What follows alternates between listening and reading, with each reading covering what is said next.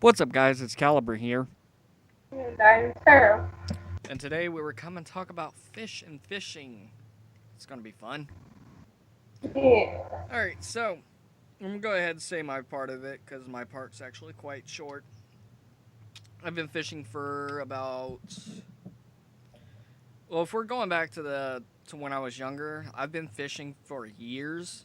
I kind of took a little break. It didn't interest me any, but recently my mom has got me back into fishing, and I absolutely fish almost every day now. Would you say every day, babe? Pretty much every day. Yeah, if there's like days like today where I'll go out and fish and they get chased off by rain, then it is what it is. Which I had a very good fishing day today. But I've caught a good amount of fish. A little over 50 fish, like not all in one sitting, but from fishing every day and having that really good streak of when I was catching the shit ton of catfish. It's well over 50 now because you caught 11 today. Yeah, I caught 11 fish today in one sitting. Some of them were keepers, others weren't. It is what it is. But we're wanting to talk about, or at least I'm wanting to talk about, do fish feel pain?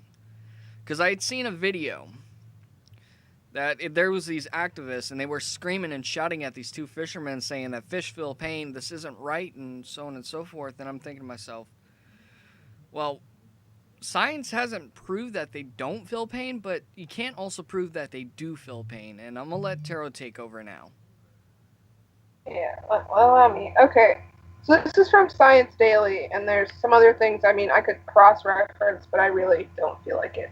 Um, Basically, the summary of it is that fish, this is from August 8, 2013, so it's somewhat recent, and it says fish do not feel pain the way humans do, according to a team of neurobiologists, behavioral ecolo- ecologists.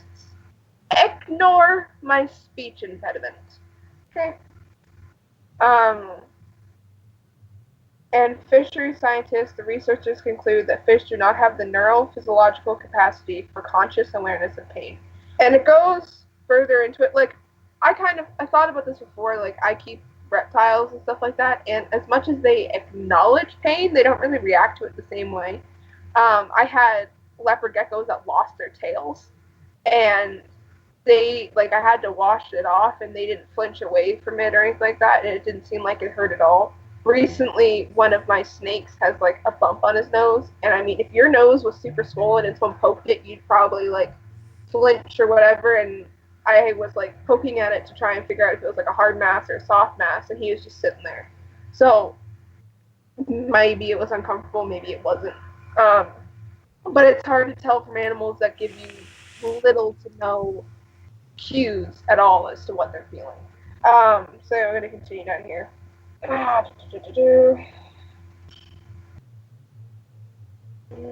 Okay. It says, unlike humans, fish do not possess the neural cortex, which is the first indicator of doubt regarding the pain awareness of fish. Furthermore, certain nerve fibers in mammals, known as xenonceptors,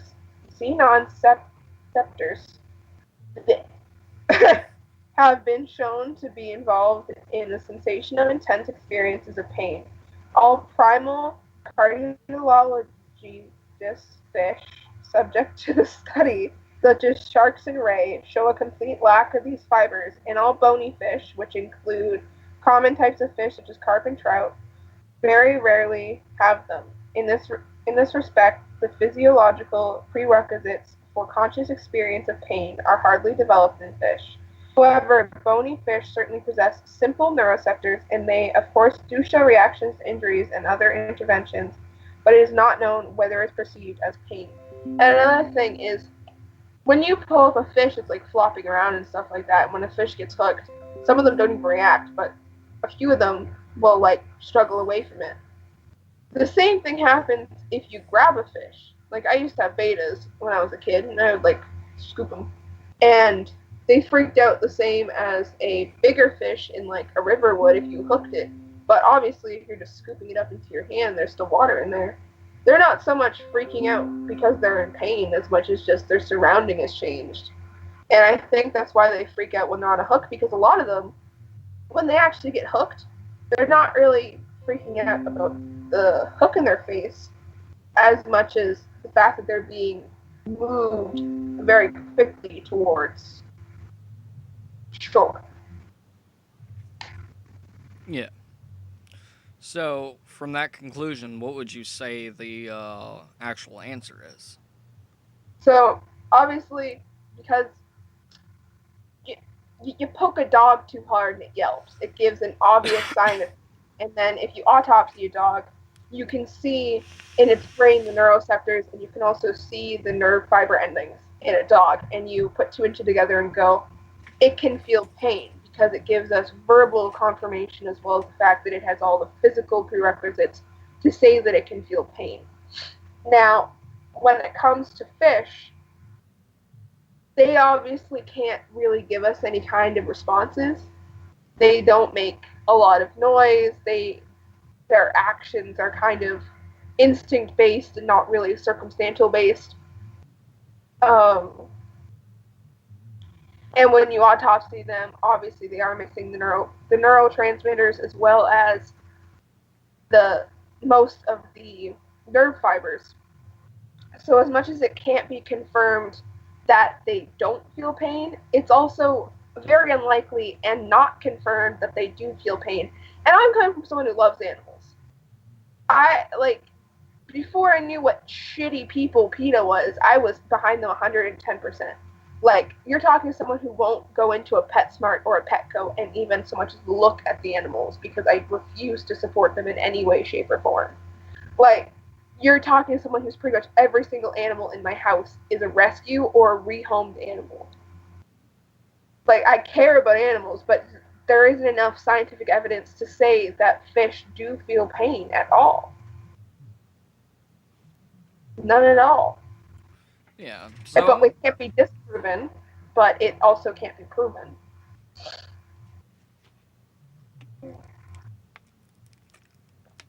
I want to talk a little bit about the video. She hasn't seen it, but I did explain to her what happened. So, what actually happened in the video, I don't know if I explained this towards the beginning. If I did, I apologize for repeating myself. So, there was these two guys who were fishing, minding their own business, right? They had a fish by them, flopping, doing its little fishy things. This little kid came up. All right, I can understand the kid's concern and whatnot, but it's not the kid that irritated me. It was the adults that were kind of recording the situation. They were sitting here hollering that, oh, fish feel pain. This isn't right. Can you please stop? And it's like, well, at this point, you're being a nuisance. You're harassing these people and for doing something they love to do, trying to put their food on the table. And what actually happened in the video was the man who was actually originally recording picks up the fish and throws it back into the water. And upon reading the YouTube comments, somebody identified that fish as an invasive species. That's something else, and that's another thing entirely. So I'm not sure if it's the same where you live, but where I live, if you catch an invasive species, you are mandated by law to kill it. Mm-hmm. Or else you will be fined. Like if you're caught re-releasing, like here we have gobies, and they are incredibly destructive to our agricultural whatever. What do you call it? Ecosystem. I can't remember the word for water ecosystem, but they're incredibly detrimental. Destroys the marine life. Yeah, thank you. It destroys, they burrow into the banks and stuff like that. I think I'm thinking of the right thing. I know that we are not allowed to release gobies. And, yeah, it was like, when I was a kid and when I was, catching crayfish and, frogs and stuff like that, I used to catch gobies in my traps. And I was informed by a Parks and Rec officer that I was not allowed to release them, that I had to either kill them or bring them up onto the bank and just kind of leave them there if I didn't want to kill them, because obviously he was talking to a 7-year-old kid. So he was like, you can't release those. What you can do is you can put them up on the bank and an animal will eat them. I'm like, okay. Yeah. But I think what I'm trying to get at is don't be a fucking idiot. Don't go up to random people. And I'm going to explain here. in a second. So don't go up to random people and be like, "Oh, well, this is wrong. That is wrong." The reason you shouldn't do I that. mean, if someone's sitting there, like, pulling the scales off of a fish one by one while it's still alive and it's, like, flopping around, sure, go up and say something. When someone's just fishing and like, they're keeping a fish, like, that's not animal cruelty. Like, you can go hunting, but there's a difference between hunting, which is considered a sport, or it's considered a thing to get food. There's a difference between hunting and slowly, mercilessly killing a deer. There is a big difference between the two, and when you treat people like this, how do I put this? When you treat people negatively, it's something in their brain almost makes someone act negatively. If you tell someone over and over again that they're a horrible person, they're going to believe it and they're going to act out as a horrible person. And I'm not saying that that is the case that would happen there, but you need to pick your battles, pretty much. Yeah. You don't like fishing, don't participate in it. If you don't like hunting, don't participate in it. And educate yourself. And the sad part is, they were in a. Everybody was in that took place in this video, or took part in this video, except for the unwilling fishermen, because they were just like, "Can you please shut the camera off?" And they were like, "No." Alright, so here's one thing: if you have two people tell you that they don't want to be filmed, technically you have to abide by that law. See, the video recording law, I don't know if it's actually called that, is a very funny thing. If somebody does not want to be in your video, you can't record them and then put it on YouTube. Because then that's going against their rights. Weird line. Huh? It's a weird line because technically they're out in public, but they specifically told you, "Hey, don't film me." It would be a very weird court case if it went to court, because they'd be like, "Oh, well, you were in a public place. I told you not to record me." And especially if they made any money off of that video, that's another big issue. But let's not talk about the malicious laws. Well, I can't remember if they exactly said. I know one of them said, "Can you please shut the camera off?" And it was a lady who was, I don't know if they were with him, or if she was with a fisherman, or she was a bystander or something. Yeah. But she's like, "Can you shut that off?" Because obviously she didn't want to be in the video. Yeah. But going back onto what I say, one of the reasons why you shouldn't do this one, it's an asshole move. The fish was just laying there. It's not like they were repeatedly stabbing it. It was laying there on the ground. Yes, fish are going to flop. It's in their nature. Yes, they're going to gasp for air, which, in my opinion, is actually the best way to leave a fish, to let it die off and then clean it. Probably. I mean, don't get me started about people filleting fish while they're alive. Yeah, we're not here to talk about that. But another reason why you shouldn't do it is you could end up getting your ass beat. Yeah, there's that. Especially, and I'm going to say this, this dude that threw the fish in the water is about as,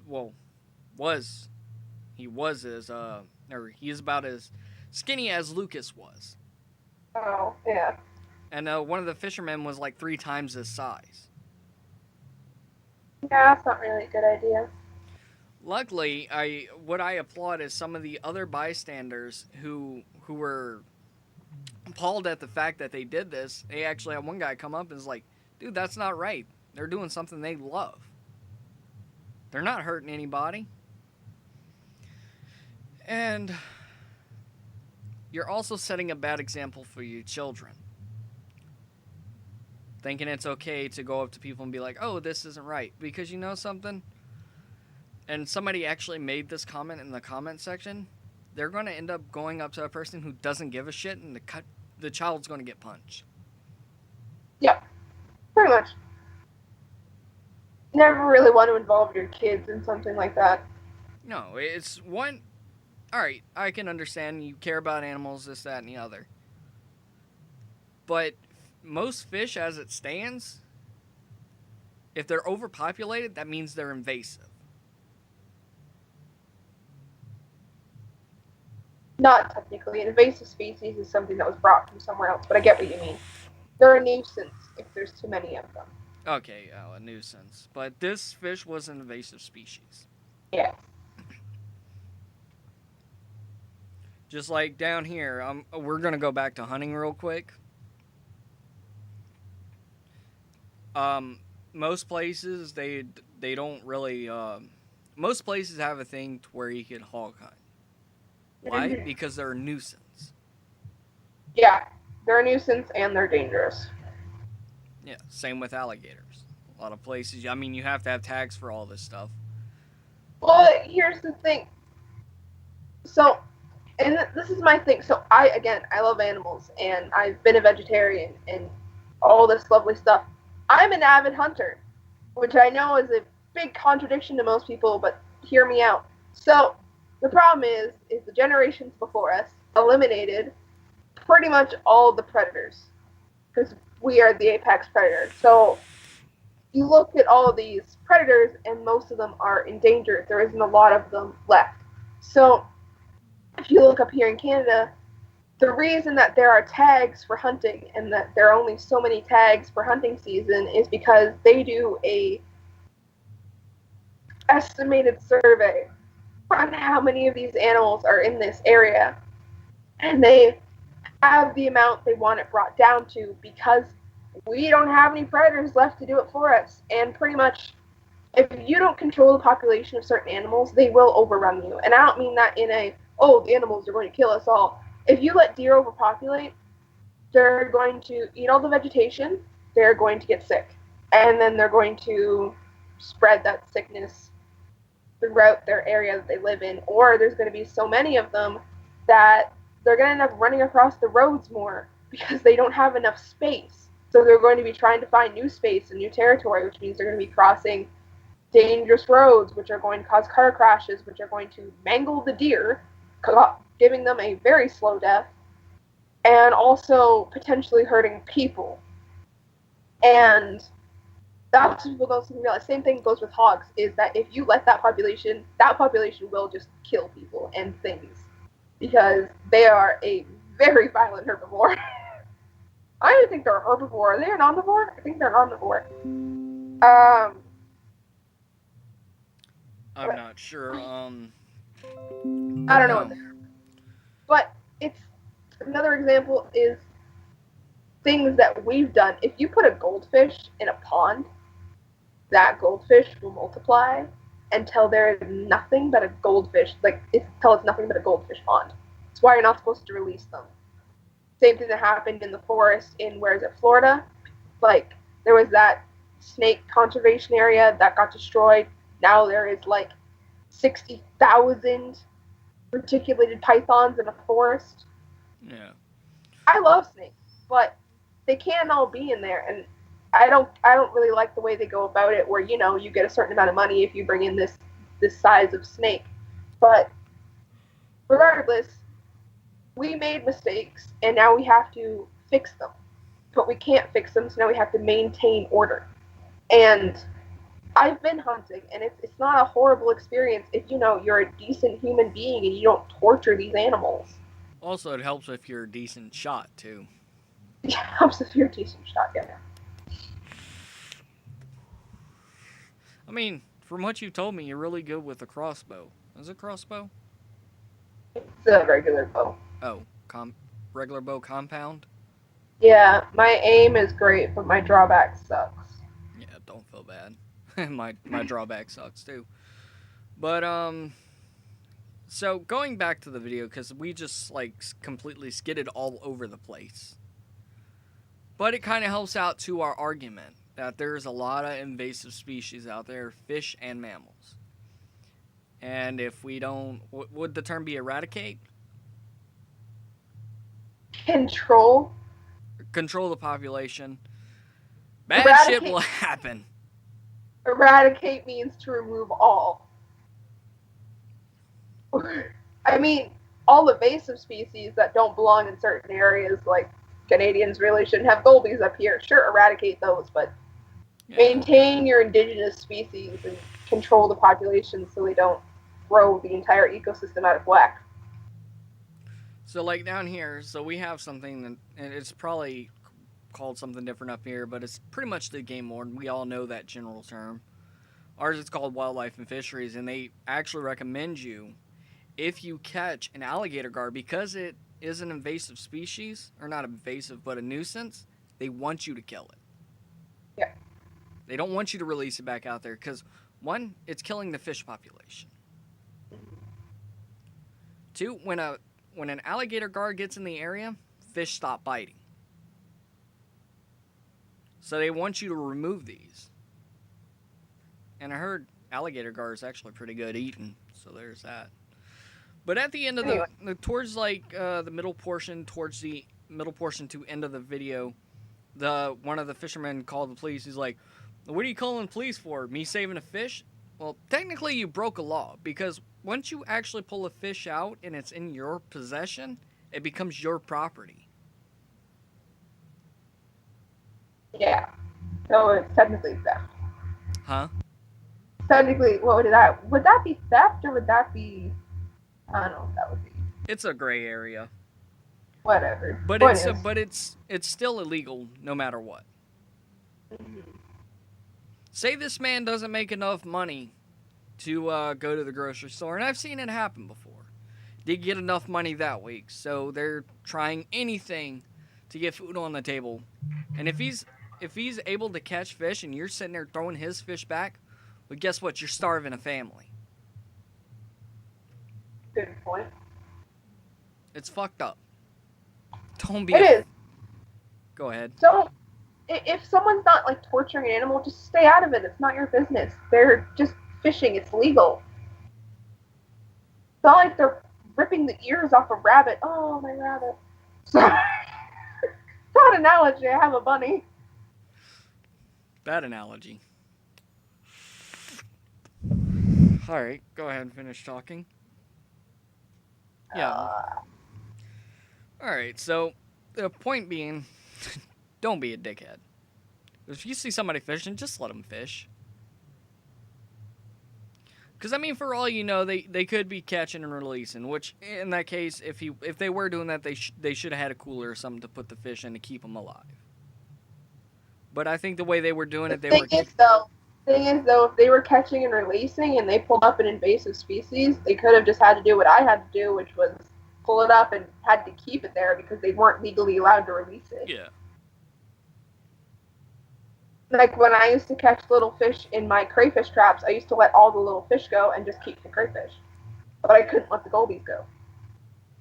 And I see a lot, I've seen a couple of comments, or at least one comment on that video that is like, there's really no need to fish. Yeah, there is. It's a fucking sport. Also, again, it's controlling the population of fish because we fucked up the ecosystem. And it's a great stress reliever. Not true. Anyway, I think we covered everything. Yeah, I think we...